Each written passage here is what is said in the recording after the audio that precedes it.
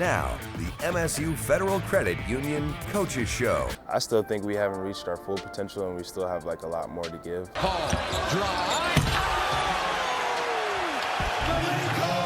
That once everybody kind of settles in and once we all kind of are on the same page all the time throughout the whole game, I think it'll be a completely different team, and I think we can do anything that we want. We got to be a team that keeps getting better. I know that sounds so cliche, but the reality is this time of the year, there's teams that are getting better and there are teams that are getting worse. So we've got to be a team that still has an enthusiasm for getting better.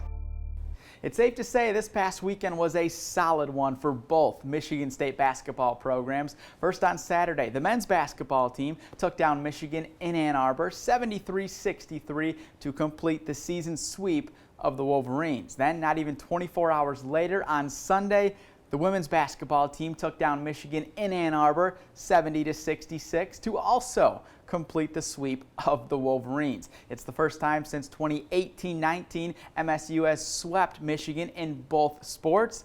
And of course, what's even most impressive, Robin Freilich did it in year one as the women's basketball coach. We'll start with this past weekend in Ann Arbor for not just your program, the men's basketball program. Obviously a very big weekend. Starting with Saturday, I know that's when you guys got down there. Did you at all get to watch the men's game against Michigan? Yeah, so we were fortunate. We went down the night before and we actually got to take the team over to the men's game, which was really fun. There were so many Spartans in Chrysler Arena, and then the next day we got to play. I mean, it was a great crowd for women's basketball. We had a ton of Spartans there.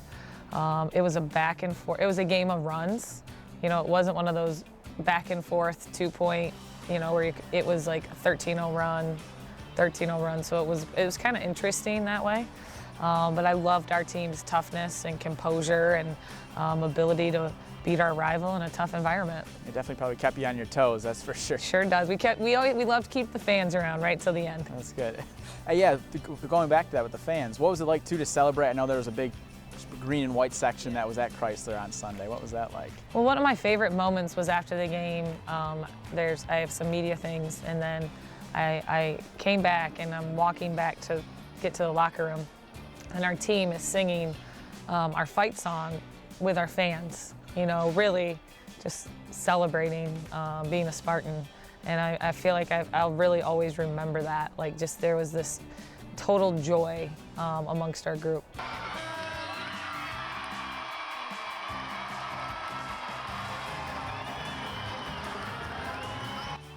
One thing I thought was interesting, I know we've talked about how this team, any given night, anyone can score and lead you guys.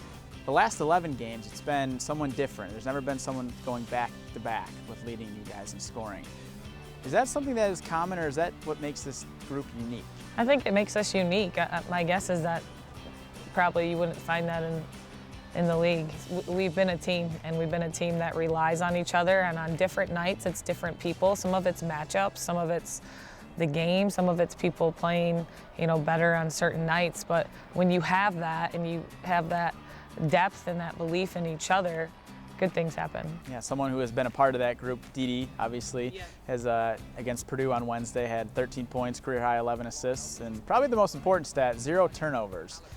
Where does that rank in terms of impressiveness, I guess, for you, if that's a word?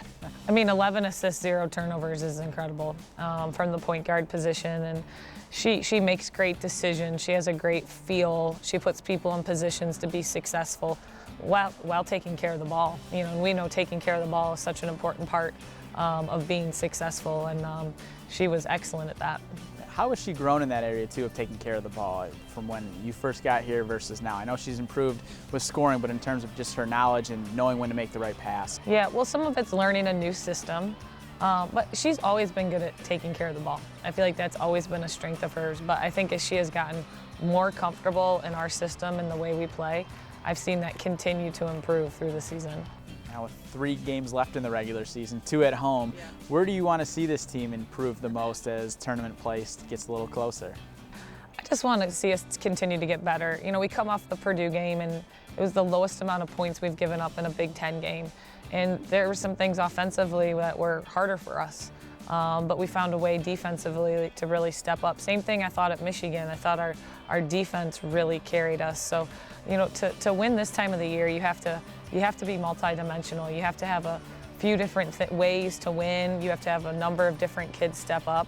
And we got to be a team that keeps getting better. I know that sounds so cliche, but the reality is this time of the year, there's teams that are getting better and there are teams that are getting worse, you know, because it is that time of the year where it's been a long season.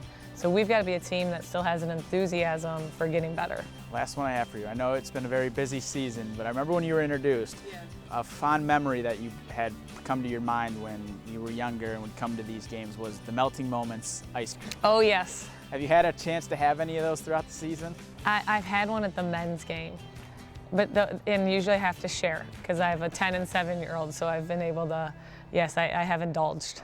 That's good. All right. With the win at Purdue on Wednesday, the Spartans now have 9 Big Ten wins this season and will have a chance at number 10 today here at the Breslin Center when they tip off against Rutgers at 2 p.m. And if they can get it done, getting win number 10, it'll be the most wins in conference play the Spartans have had in 8 years. We need to take a quick break, and when we come back, we're going to be talking with a player who has played a big role this season. We'll see you soon. This segment is sponsored by the Lansing Sports Commission. Experiencing a Spartans game is a lot like life. Farm Bureau Insurance sees the connection and is a proud supporter of Michigan State athletics. Find an agent who can protect what matters to you. It all started with an idea. We came here with 2 kids and a suitcase. A business to proudly call your own. The most gratifying part of owning a business is the relationships that have formed over the years. Made even better by a reliable partner to support you every step of the way. Anytime we have any questions or we need any assistance, we can go to the entire team at MSU FCU. So when it's your moment, dream big. Welcome back to the MSU Federal Credit Union Coaches Show. One of the most remarkable parts of the turnaround the Michigan State women's basketball program has had this season is they have largely done it with players who were on the team last season. Of the 7 players who were averaging over 20 minutes a game this season, 6 were on the team last season, which includes Julia Ayrault, who is the team's leading scorer at just under 15 points per game. Our Tyler Driesinga was able to catch up with her this week and has more on her journey to East Lansing and a position change that has led to a career year.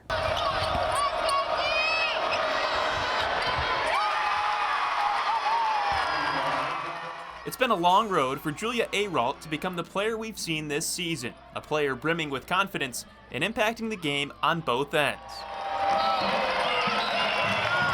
Ayrault is a 5th-year senior who missed the entirety of her junior season with a left foot injury. I remember kind of days following, you know, you kind of feel like the game can be taken away from you in a split second. I mean, blink of an eye and you're out for a season. I think like a lot of times we take that for granted, and that was something for me with last year and this year is like I'm just grateful to be back out there.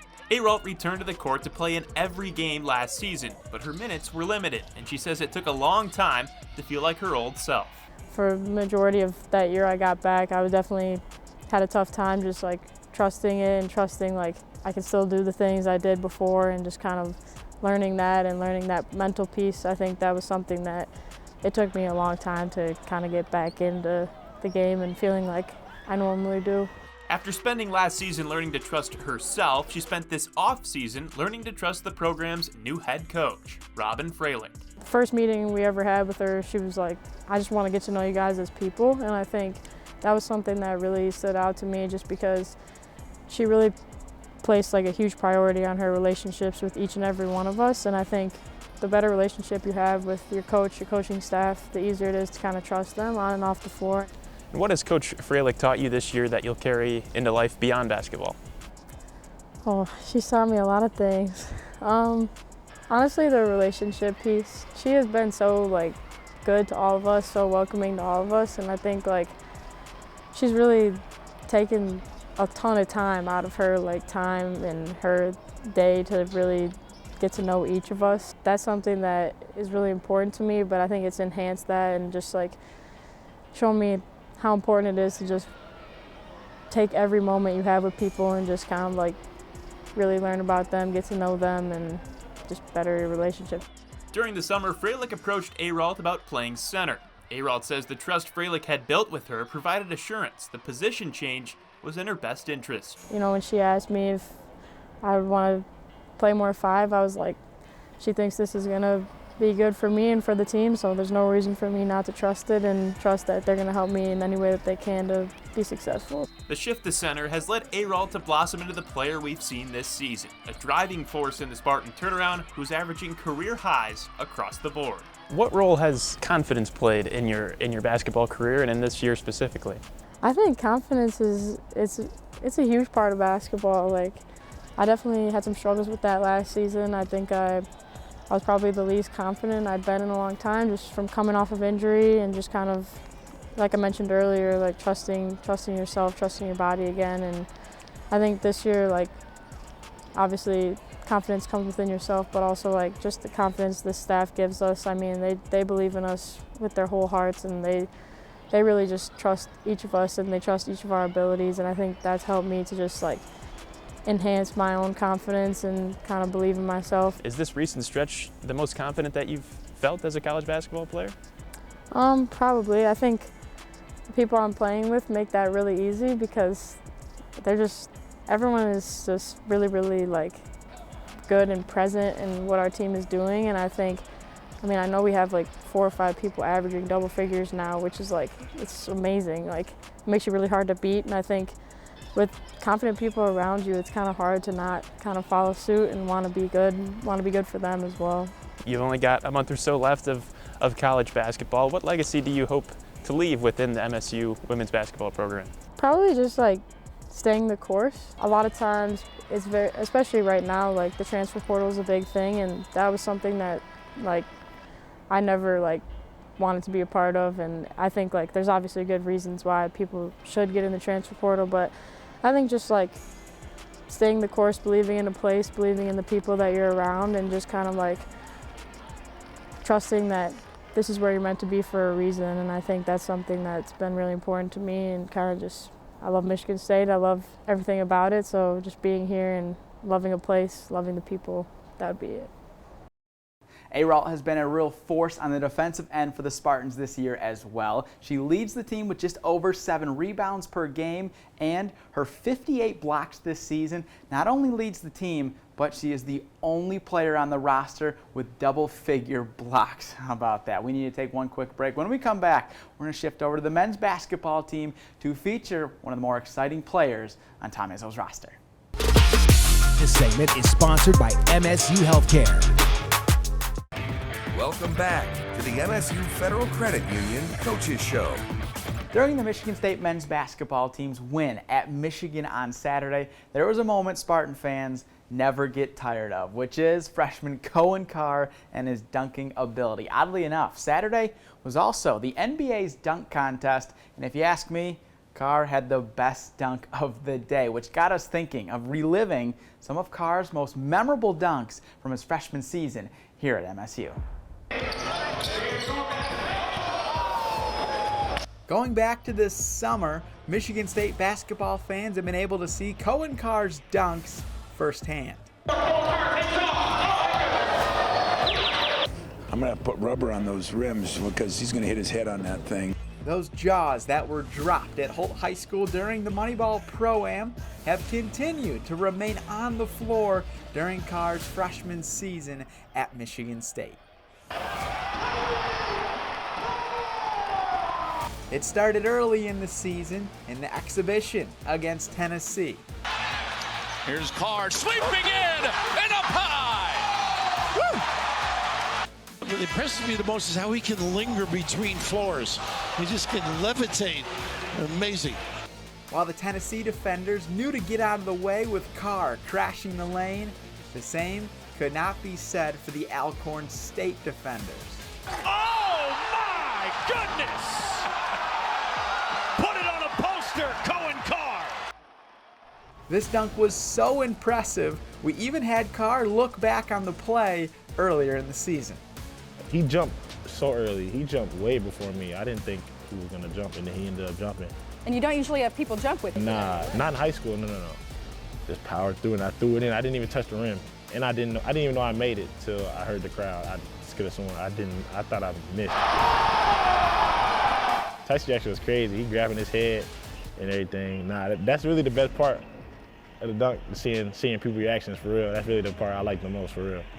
Carr's even had impressive dunks against some of the top teams in the country, like number 8 Duke in the Champions Classic in Chicago. Walker, there it is! Then with MSU needing a big-time win, Carr delivered some big-time dunks in the win over Baylor at Little Caesars Arena. Turnover, Hogarth up.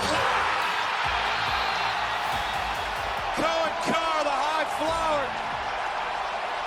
nails it down. Timeout, Baylor. And another turnover for Baylor. In the front court. Windmill.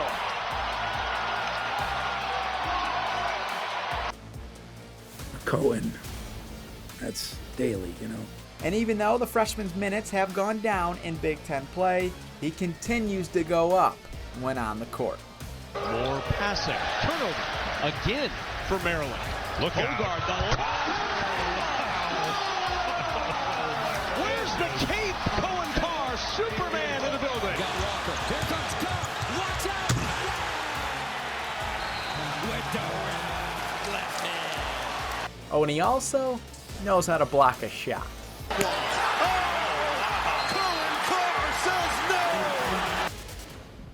Carr is certainly a fun player to watch, and he definitely hopes to get more minutes someday, like fifth-year senior Malik Hall, who is quickly becoming Michigan State's most consistent player with March right around the corner. And when we come back, we're going to sit down with the veteran forward about his season. This segment is sponsored by Shoepad. Welcome back to the MSU Federal Credit Union Coaches Show. As the Michigan State men's basketball team hopes to make a deep tournament run in the next month and a half, a key to their success in March will be the play of fifth-year senior Malik Hall. Not only does he bring a veteran presence to this team, but the Spartans are 13-5 when he scores in double figures this season. Our Haley Schoengart was able to catch up with him this week and has more on the method to his madness this season. Izzo said in his post-game press conference he was going to take the bus ride back to East Lansing to kind of soak in what happened over the weekend. I mean, to do something that hasn't been done in so long, win in Ann Arbor, what did that day mean to you? It meant a lot to me just because we failed at it so many times before. And quite honestly, like before the game, I was thinking about, I always think about when I go play somewhere or I play a team, I always think about the last couple of times I've done it. And when we were on the way there, because the trip from the hotel to like the arena is like 15 minutes, so the whole 15 minutes I was just thinking about like what it felt like before from the previous times, like every time when we had lost, like what it was like in the locker room and like how we just felt as a team, how the coaches felt like. So to be able to feel like completely different set of emotions after was outstanding. Walker kicks it, Hall, drive. Yes, my foot is healed. Majority of the times I've went in there, we haven't really had as many fans. Like we always have a good turnout, but like this last time it was more than it ever had. So like when I would dunk the ball and I would hear like people cheering, it was a different like set of kind of like emotions. It almost felt like a home game. So like it just, I think when I was dunking, it felt completely different than it has in the past there. Well, on that bus ride back, I mean, take me inside the bus there for that hour ride. The funniest part, like, it was the first, like, we first sat down and everybody got on the bus and we were about to pull off, and because there's always like a stigma about like talking after you lose. So usually when we lose, the bus is always dead quiet, and AJ sits down and he goes, "Man, it feels good. We could talk on here now." And everybody just started laughing because like you know you're not supposed to talk, but like after you win, it's just the feeling of being like, okay, like we don't have to be worried. Like if we talk, we're gonna get yelled at. Like if we laugh, like they're gonna be like, "Why are you laughing?" or anything. So like it was just a good feeling to be able to like laugh and just be happy at that time. People always talk about peaking in March. It seems like you personally are beginning to peak. Wow, a pirouette in the post, and he ties his career high with 24. What's been working for you so well these last couple months? To be honest, it's really just been like prayer. I spend a lot of more time in the Bible, just trying to grow in my faith. I'd say that, and I'd say just like keeping the main focus. I've been a person who always like, I wouldn't say like I have anxiety, but I'm really like, I get anxious about my play, and I kind of tend to overthink my play. So I just been trying to like stay as calm as possible and just make sure like I just go out there and I play the game instead of thinking the game or doing anything else, because that's usually where my mistakes and stuff start to happen. I do a lot more praying and like the pregame stuff. I never really did that before. I kind of like, I would pray like beforehand, before the game, but like now I pray like 2 or 3 times before, and then like I pray like at halftime, and then I'll pray after the game, just like more time trying to be intentional with my prayer and making sure that I'm putting emphasis on God, because he gave me the opportunity to play the game, and more so about, make it less about me playing the game than him allowing me to be where I'm at. On paper, it looks like that Northwestern game was kind of beginning a turning point for you. Would you agree? And if so, what was different after that Northwestern game? When I think about it, the turning point was a little before it, but I think that just helped fuel my turning point a little bit more. For me, I feel like right after we came back after Christmas break was kind of when I felt myself starting to like kind of settle into where I was. And then the Northwestern game happened, and it was just like, okay, like in my head, it was something where I couldn't focus too much on it, but I just had to take it in and be like, okay, like it is what it is. Like we have to continue to move along forward. Now, even in the home loss to Iowa on Tuesday, Hall scored 16 points, extending his double-digit scoring streak to 5 games. And as Michigan State now gets ready to play Ohio State here at the Breslin Center on Sunday, consistency continues to be the #1 word around this program as March gets a little bit closer. As always, we appreciate you tuning in to this week's show. We hope you enjoyed, and we'll see you next week. This segment is sponsored by Spartan Dogs for Life.